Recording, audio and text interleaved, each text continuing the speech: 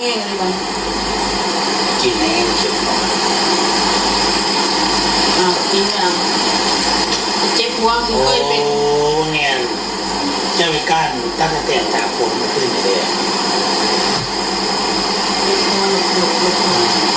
ไปเรื่องนี้แหมไปหายากินมากกันหน้าเลยพอได้ยามันจะดีเลยนี่ละลงตาเจ็บพี่เดียวพี่น้องเจ็บปวดเบาลงตา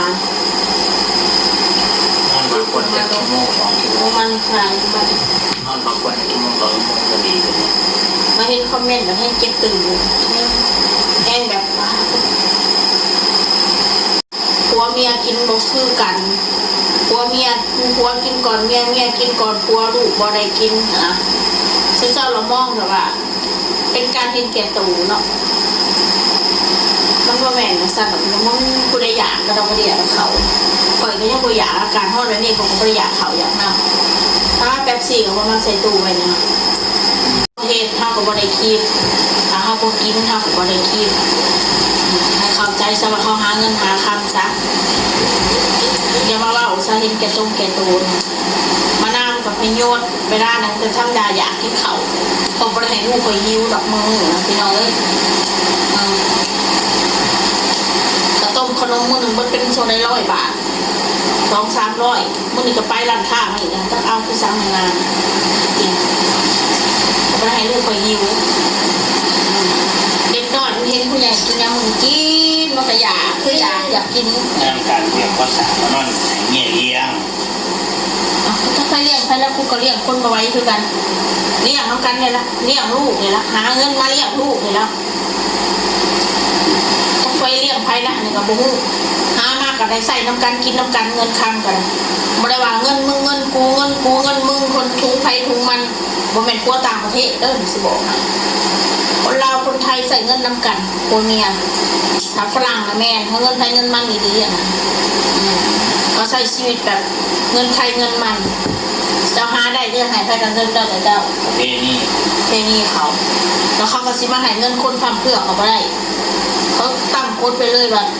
ทำไมฉันต้องหายเงินเขาเป็นญาติฉันจริงโลดเขามันแบบว่าประเภทนี้บ้านเฮานะคนลาวคนไทยเนี่ยเขามีแบบว่าจิตใจอ่อนโยนเนาะซะเป็นหน้ากะทิอันที่เขารู้อยู่นี่เขาว่ามีที่เขาให้ฟังเนี่ยเนาะเรื่องจักเนาะมันจำเป็นนะว่าสุภาพกับผู้ใหญ่ฮีมอยกันเนี่ยกับผู้หู้กันเขาเรื่องนี้นะวัฒนธรรมเขามันก็คือกันวัฒนธรรมร้อยทั้งร้อยไปมันเป็นสั้นนอกจากคือผู้ดีอะไร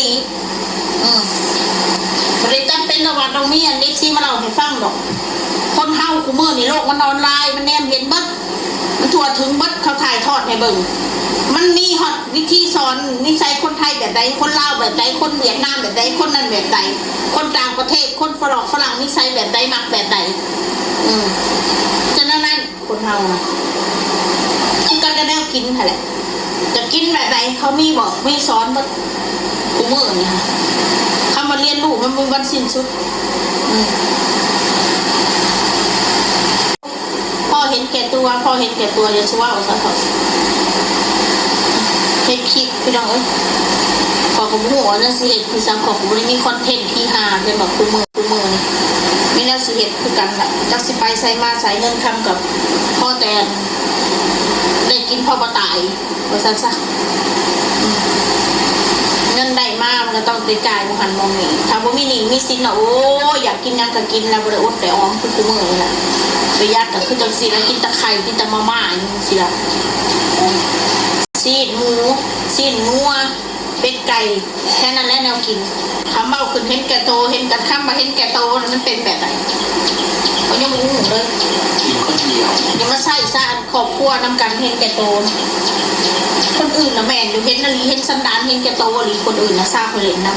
ก็เห็นมาหลายคนเลยแหละเห็นแก่โตอยากกินตะคงงูของโตขี้ถี่เลยก็เห็นหลายสันดานหลายคนละแต่ว่ากูเบื่อคนกูเมื่อยถ้ากูมีแน่จังหน่อยเนี่ยโอ้ยเอาซะเบาดีเบาม่วนอีห่านกับมักย่องมาสั้นซะโทษตัวเองอีกค่อยมักย่องยันแต่คนบวาดีขุดย้อนไปนะป้าต้องเจ็บใจที่สิตาย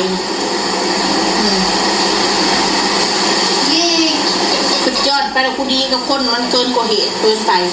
คือเฮาบ่มีกูมื้อเลยป้าตัวหาหมาตัวใดสิเล่นนำก็ยังบ่มีบ่หลอนหลายครับ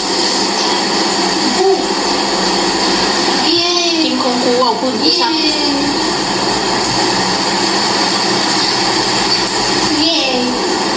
ดาวอดเอาน่ะพี่น้องคือพี่น้องบอกว่าดาวอดเอาเด้อสู่เอาเด้อดาวอดแล้วบ่อดก็จักเฮ็ดแนวใดบางมื้อก็ท้อบางมื้อก็ได้บางมื้อก็บ่อยากเฮ็ดหยังเลยคือคอยนะบางมื้อก็พอละกับชีวิตว่าจะแบบนี้ล่ะก็คือสิไปในรูปแบบแต่เรากูก็บ่รู้เมื่อยเหมือนกันน่ะใส่โจมตีสารพัดถ้าเขาหาเขากินกับพ่ออยู่นั่นสิได้แค่มันเอาสิมันก็ได้ให้เขากินมาว่าใส่เขาซ้ำมันยังกระบดจะสร้างกูแล้วของกูหาเองกูไม่ได้เป็นคนโกงไปมาก็เรื่องของกูแหละเนาะบดกับมือกูเองไม่ได้บดกับมือคนอื่นนะบดมือคนอื่นกูยังสิมาเสียใจกว่านี้บดกันตัวเองก็สร้างแล้วความสุขชั่วคราวเย้ถ้าคนอื่นมาเฮ็ดบดห่วยก็ไม่ได้เลยเนาะนี่ก็คิดซะว่าอดเอาคือพี่น้องว่าให้อดเอาอดไปเรื่อยๆนะอดสำไหนอดลูกคอยก็เป็นพ่อสนิทแหละคือสิเจ้าเห็นนี่แหละเอามาหน้าไปหาหมอบริเสียเงินดอกพี่น้องเลยเพียงแต่มันยังไม่ได้ไปซื้อนี่แหละเขาก็มียาตัวเดียวนั่นแหละให้กินกันนะมีตัวใดดอกยาตัวนั้นแหละย่ามาแรงมาแล้วให้มันกินให้มันนอนตะเวนให้มันอยู่นิ่งมันจะไปแล่นมาแค่นั้นแหละแล้วมาตรวจมันก็เช็คร่างกายยังมากมายออกไปหาหมอกันอันนี้คนบอกให้ห้องก็เลยในคอมเมนต์เอานาตั้งแต่เรียนเราขึ้นป .2 เลยเพราะว่าเขากินแล้วถ้าเก่งได้แล้วให้เรียนจบม.6เลยล่ะจบมันก็ใช่แม่เลยแม่จบป .2 ใช่มาถ้าเอาไปต่อขึ้นป .2 เลยจบป .2 นะกูจบป .2 กูก็ยังอ่านเขียนได้อยู่กูก็ไม่ได้โง่ปะนั้นกูยังไปได้อยู่กับในสังคมนี่มาหลอกเขียนด่ากูอ่านหนังสือว่าเป็นยากขึ้นภาษาลาวภาษาไทยนะภาษาเป็นภาษาอื่นนะยอมกูอ่านเป็นสมาเขียนภาษาไทยด่ากูนะกับพี่โทษอย่าคิดอันนี้ก็บุ้งหูคือกันได้ว่าเป็นยังโคจะคล้องเรียนแค่ป .2 เรียนคืออ่านออกเขียนได้มันเป็นน้ำความจำเนี่ยเป็นน้ำความกันนั่นคนเฮาเนี่ยครับมาอยู่กับการชินคือไปเมืองไทยน่ะไทยกูลงมาจ้างกูก็ลงปากไม่อ่านหนังสือออกเอากูไปชิมไว้ลงได้หนึ่งกูกลับมาบ้านกูได้กูเก่าคนได้โง่ได้ซื้อบื้อปานนั่นเห็นว่าอ่านหนังสือว่าเป็นเห็นว่าเรียนป .2 อะไรก็ได้อยู่นิสัยสันดานคนน่ะมาแบบได้กับพ่อหูอยู่มาดีกับหูนะดีแบบไหนมาเลี้ยมาไล่แบบได้กับหูนะไล่แบบไหนมาแบบปากยังกับแนมมึงหนากับหูแล้วคนเฮาแค่เฮาปากว่าตายซื่อว่ามันมันมีปัญหาเพราะว่าสติกลัวจบเอาเป็นว่ารู้ในใจหูผู้เดียวพอใครดีเล่นน้ำใครสวกใครออกห่างรวดจบก็ต้องคบที่แม่นั่นน่ะมีคนหักเข้าก็หักเข้าต่อมีคนด่าเข้าก็ด่ามันขึ้นจบแล้วมาอ้างว่าบุญคุณแค่นั้นแหละคำว่าบุญคุณถ้าได้ด่าถ้าได้ด่าเนี่ยถ้าได้ด่าเนี่ยถ้าได้นั่นแหละมันมีดอกคำว่าบุญคุณนะมันลบรอดคนเท่าถ้าหักกันตลอดมียังให้อภัยกันคนเท่าคือกันกับพวกกับเมียนี่แหละมันลิ้นกับฟันมียังให้อภัยกันว่าอยู่น้ำกันโดนโบดอีนี่เราโบเป็นผัวเดียวเมียเดียวพี่น้อยคนเฮาเคยปะโตเดซานโตผัดดีสำใดบ่นางมนเลยดีสำใดมึงกับบ่ได้คบเท่าแต่อันกูว่ามึงอันดอกกูบ่อยากเว้า เนาะแม่น้อย ทีนี้เราผมเป็นผัวเดียวเมียเดียวพี่น้อยคนเฮาเคยป้าผัวกับป้าอยู่ขนาดป้าเคยป้าเมียกับป้าอยู่ขนาดเป็นลักษณะแต่ปกติถ้าดอกนักชีวิตคู่มันดีกับป้าเลยเนาะพี่น้องนี่จะหาใหม่คนที่หาผัวได้ดุๆฮะเข้าขนาดตาดีรูปร่างดีอันคนผู้ชายที่ว่าหาเมียได้ดุๆหนักอะไรมันหาเงินได้มันหาเงินเก่งถ้าหาเงินบ่เก่งหัวแตกกับเพื่อนเจ้าผู้มือนี่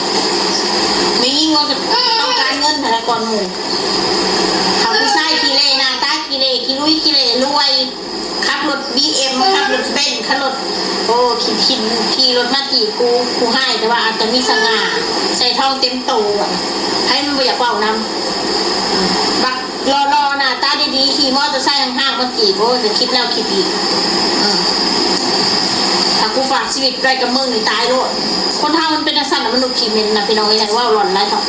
ใครอยากว่าสำเนียงเจ็บหัวหัวแห้งเลยนะยิ่งว่ายิ่งปวดหัวที่นอนพักผ่อนหมดเด้อลูกแม่พ่อใหญ่อันนี้เฮ้ยลูก